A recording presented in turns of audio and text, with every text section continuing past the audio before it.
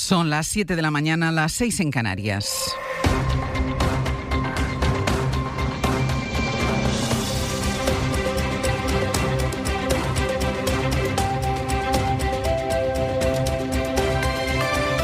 En la cadena SER,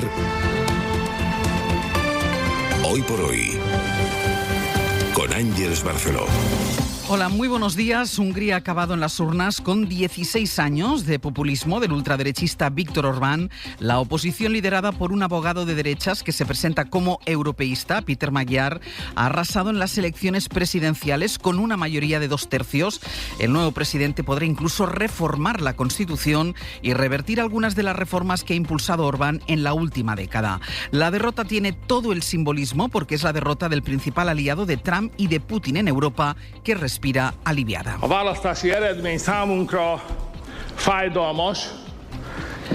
Orbán reconocía anoche su derrota, que dice que es dolorosa, y anunció que desde la oposición no se van a rendir. En la calle han celebrado con euforia la derrota de quien era ya el líder más veterano de la Unión Europea. Enviado especial a Hungría, Antonio Martín, buenos días. Buenos días. Al menos en Budapest, celebración hasta bien entrada la madrugada. Se acaban 16 años de gobierno de Orbán con una derrota sin paliativos. Péter Magyar consigue la mayoría suficiente para acometer una reforma profunda del Estado húngaro. 138 escaños de un total de 199 con esta primera declaración de intenciones. Magyarország újra erős szövetséges lesz az Európai Unióban és a NATO. Hungría volverá a ser una aliada sólida de la Unión Europea y de la OTAN, decía anoche. Promete una transición pacífica, pide a Orbán que no haga nada que la dificulte, y el ultraderechista, por su parte, asumía así la derrota. De akárhogyan is alakult, mi ellenzékből is. Serviremos a este país desde la oposición. Acepta el resultado, aunque su partido no tendrá capacidad alguna de evitar las reformas de Magyar, quien, para empezar, ha pedido ya la dimisión de toda la cúpula judicial y del encargado de la máxima autoridad de supervisión de los medios de comunicación. Volvemos luego en directo a Budapest. Antonio, gracias. Hasta luego. Esta derrota de Orbán es también un varapalo para Donald Trump, que tenía en él a su principal aliado en Europa y que ahora, después del alto el fuego, retoma las amenazas a Irán. José Luis Astre, hola. Hola, buenos días. Ayer acabaron en fracaso las negociaciones entre Estados Unidos e Irán, que sin embargo evitaron hablar de ruptura. Dejaron en suspenso sus conversaciones, pero luego... So if they do not give up that effort, is that the plan? Will you further destruct Iran?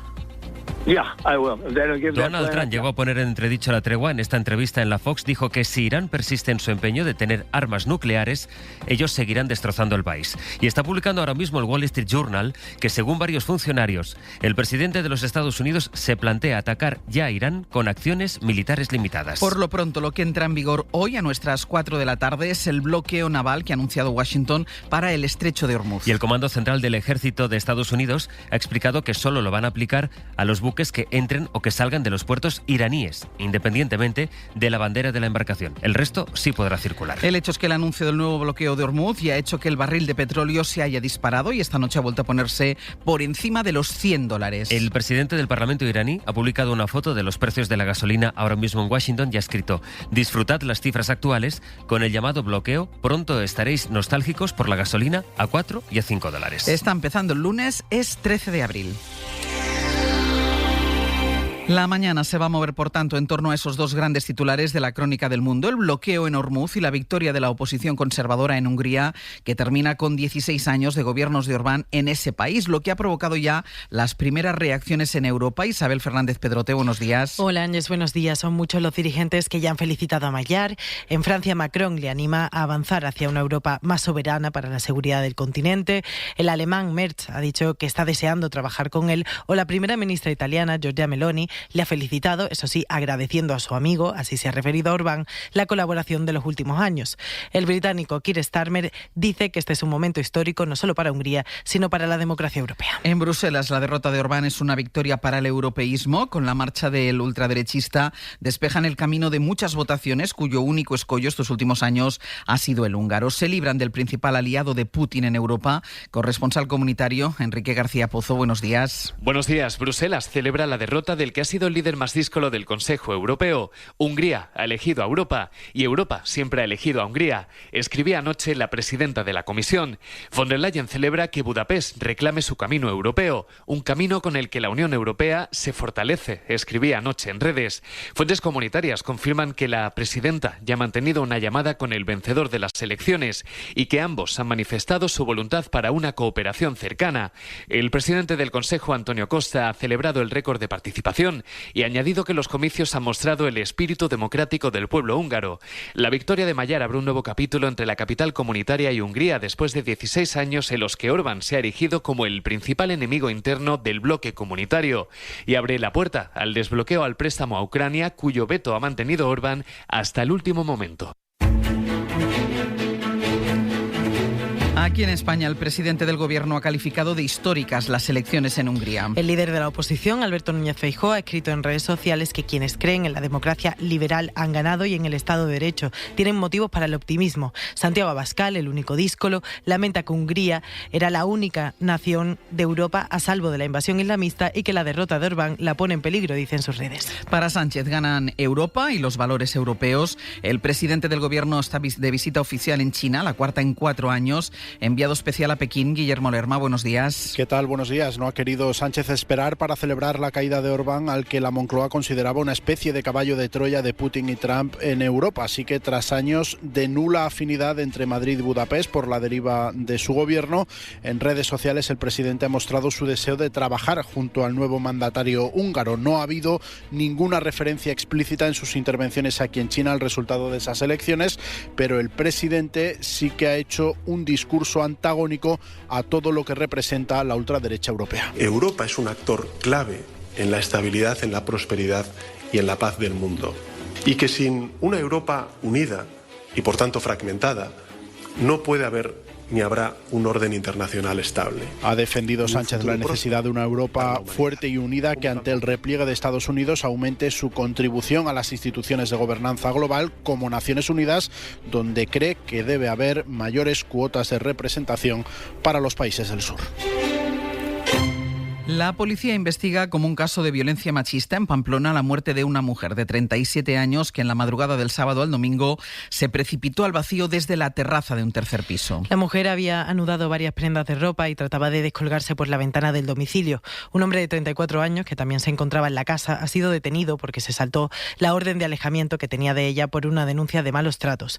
De confirmarse serían ya 16 las mujeres asesinadas este año a manos de sus parejas o exparejas. Y en la agenda del día hoy se reanudan los dos juicios que centran la información judicial de la semana pasada, el caso Mascarillas y el caso Kitchen. A las 10 de la mañana comienza en el Supremo la cuarta sesión en el juicio que sienta en el banquillo al exministro socialista José Luis Ábalos. Van a comparecer 8 testigos, entre ellos Claudio Rivas, el empresario de hidrocarburos que estaría detrás de la compra del chalet para Ábalos en Cádiz, y también la mujer de Koldo García, que se refirió en mensajes a los billetes por escrito como soles o chistorras. Y en la Kitchen, el juicio a la operación va a destruir las pruebas que tuviera Bárcenas sobre la caja B del PP. Hoy declaran investigadores de asuntos internos. Y a partir de mañana comparecen 24 de los 70 que durante casi 2 años participaron en el seguimiento al extesorero. De los 10 acusados que van a ser juzgados, la mayoría eran altos cargos del cuerpo. El resto de implicados ejecutaban órdenes. Ante estas comparecencias en la SER nos hemos preguntado en qué situación se encuentran estos policías actualmente. Javier Bañuelos, buenos días. ¿Qué tal? Buenos días. Sí, la mayoría están jubilados. En este bloque entran varios pesos pesados de esta trama. Primero, el exdao Eugenio Pino, que como jefe de la policía fue el encargado de supervisar el operativo de espionaje y destrucción de pruebas. Era quien informaba directamente al secretario de Estado de Seguridad y al ministro del Interior. Jubilados también el inspector jefe Bonifacio Díaz, otro de los hombres de confianza del propio Pino. También dejó la placa José Luis Olivera, ex jefe del UDEF, a quien se le atribuye las supuestas presiones al investigador principal de la caja B del PP, Manuel Morocho. En retiro laboral también Marcelino Martín Blas. Yo fui jefe de Asuntos Internos desde el 27 de febrero del 2012 hasta el 26 de marzo del 2015. En ese tiempo, su unidad fue la primera en ejecutar los supuestos seguimientos y espionajes a la familia Bárcenas. Suspendidos de empleo y sueldo están los otros 3 policías sentados en el banquillo. El comisario Andrés Gómez Gordo, que fue quien captó presuntamente al chofer de Bárcenas, Sergio Ríos, para que participase en Operación Kitchen, también suspendido como policía, igual que el inspector Fuentes Gago, que perdió su puesto como jefe de servicio operativo en una comisaría de Madrid tras ser acusado de organización criminal, encubrimiento y revelación de secretos. Una nueva flotilla humanitaria con decenas de barcos espera en Barcelona a que mejore el tiempo para intentar llegar de nuevo a Gaza. En este segundo intento cuentan con el apoyo de Open Arms y viajan cuando se cumplen ya 6 meses del alto el fuego en la franja de Gaza. A la espera de zarpar, ayer hicieron una primera maniobra. Radio Barcelona, Gemma Lagrí. Centenares de personas se acercaron al puerto para despedir a la flotilla, que finalmente partió de forma simbólica hacia el puerto del Fòrum, también en Barcelona, donde han pasado la noche. Una vez pasen estos días, con previsión de lluvias, pondrán rumbo hacia Sicilia para recoger a 30 embarcaciones más. El objetivo es el mismo de septiembre pasado: llegar a la franja y traer ayuda humanitaria como comida, material escolar o sanitario. A diferencia del anterior intento, ahora hay en vigor un alto el fuego, pero la organización denuncia que bajo él han muerto 700 palestinos. En la anterior expedición, las embarcaciones fueron asaltadas por el ejército de Israel y los tripulantes detenidos y expulsados. Por esto, el eurodiputado de Sumar, Jaume Asens, nosaltres li demanem a la Ursula von der Leyen, ha pedido a Europa y a España que protejan la misión. Y en Perú se ha celebrado la primera vuelta de las elecciones presidenciales, una primera vuelta inédita. Se ha tenido que prorrogar la jornada electoral por los retrasos en la apertura de más de 200 mesas electorales. La autoridad electoral quería frenar el conteo, pero ya se había hecho público que la candidata Fujimori, hija del dictador, ha pasado a la segunda vuelta. Ahora falta saber con quién. Berta Raventós, buenos días. Buenos días. Perú atraviesa un ciclo de enorme inestabilidad institucional, con 9 presidentes en los últimos 10 años. La jornada electoral de este domingo no ha sido una excepción. Se ha prorrogado el derecho a voto a hoy lunes, después de que más de 63.000 ciudadanos se quedaran sin votar por problemas logísticos en la instalación de mesas. A esta primera vuelta habían concurrido un total de 36 candidatos. Según el analista Eloy Marchán, una fragmentación causada por una baja confianza de la ciudadanía en la política tradicional. Lo que refleja esta situación es que hay una ruptura, una desconexión, que el ciudadano peruano no se siente identificado con el menú político que le presenta. No quiere saber en estos momentos nada de política, sino quiere que todo marche como está, con una presidencia a la deriva, que al final no se sabe si gobierna, porque todo el poder en estos momentos está en el Parlamento. Lo que sí se sabe de esta primera vuelta atípica es que lidera las encuestas a boca de urna Keiko Fujimori, la hija del exdictador Alberto Fujimori, con más de un 16% del apoyo. Detrás de ella hay 4 fuerzas políticas empatadas, desde la izquierda hasta la ultraderecha. La incógnita ahora está en quién competirá contra Fujimori en el balotaje del próximo 7 de junio. Ya está aquí el nuevo Mazda CX-5, un SUV pensado para tu día a día. Diseñado con la tecnología más avanzada para proteger a los que más quieres y espacio para todos tus planes. Desde 29.995 euros. Financiado con Santander Consumer Finance S.A. Válido hasta el 31 de julio de 2026. Condiciones en Mazda.es. Y ahora, despegamos con Iberia.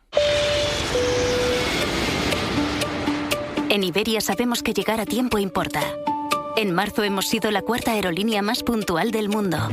Gracias al trabajo y compromiso de nuestros equipos, el 88% de nuestros 16.000 vuelos llegó en hora a su destino.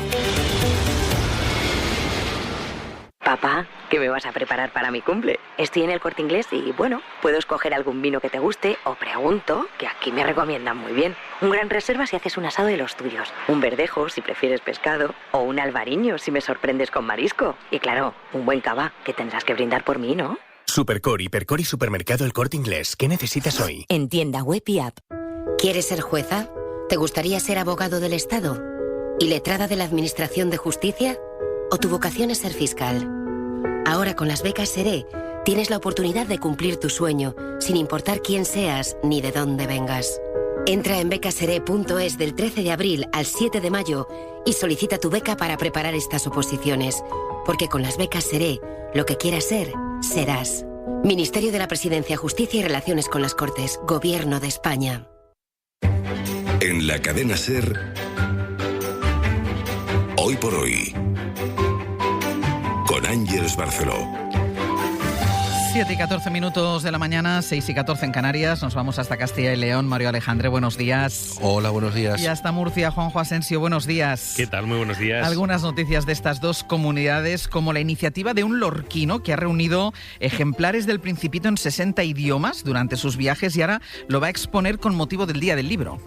José Ruiz Montalbán es un viajero incansable y allá donde va le gusta comprar ejemplares del clásico de Saint-Exupéry como recuerdo, y esto le ha llevado a contar con ediciones en todos los idiomas conocidos y también, atención, algunos desconocidos: japonés, inglés, griego, italiano, francés y también, por ejemplo, en el idioma de algunos robots de la serie Star Wars como R2D2 o C3PO. Esto es lo que podrán contemplar los visitantes durante la exposición de estos 60 ejemplares del libro El Principito, según nos contaba el propio Ruiz Montalbán. En el idioma que hablan los robots, en ¡qué disparate! En Aurevés, que es la transcripción del básico galáctico estándar. El idioma que habla R2D2 y C3PO, pues también lo tengo en esa edición. Lo que yo no sé si habrá alguna academia donde se pueda estudiar este idioma, el arabés. Bueno, todo empezó en una visita a París, que ahí adquirió el primer ejemplar por su bajo precio y esto lo convirtió en una tradición personal. Pero me encanta la reacción de quien le hace la entrevista. ¡Qué disparate! El compañero Miguel Meroño, sí. En la Universidad de Valladolid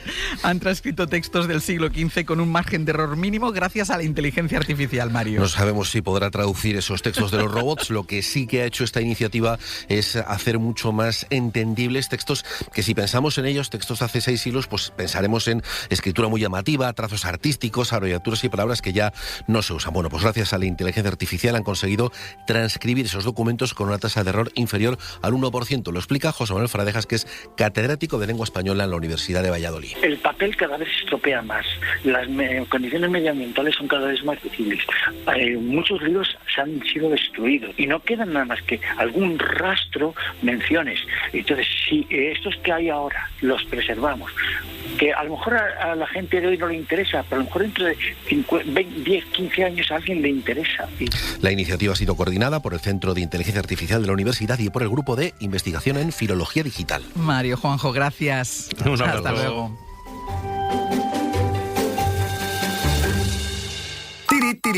Hoy por hoy, hoy al cuadrado.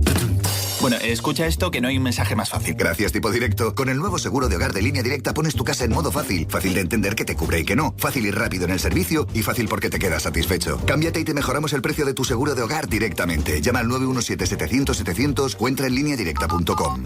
Hay baños y baños. Los de Roca combinan diseño, innovación y sostenibilidad, adaptándose a tus necesidades. Roca, el baño. Descúbrelos en tu tienda más cercana o en roca.es. Este año en General Óptica. Capitán, diría que veo algo ahí delante. Un capitán, unas gafas. Eso es un iceberg. A estribor. Y el barco más famoso, sí llega a puerto. Ver bien es otra historia. Ven a General Óptica y aprovecha un 40% de descuento en todas las gafas graduadas. General Óptica. Cuando en Aldi cuesta tan poco comprar fruta y verdura fresquísima y de aquí te sientes... ¡increíble! ¡Pletórico! ¡Fresa! La oferta di. Ahorra con las fresas. Esta semana 1,15 el medio kilo, un 42% menos. Aldi. ¡Qué poco cuesta comprar bien! Podría ser de tu taller, pero soy spam.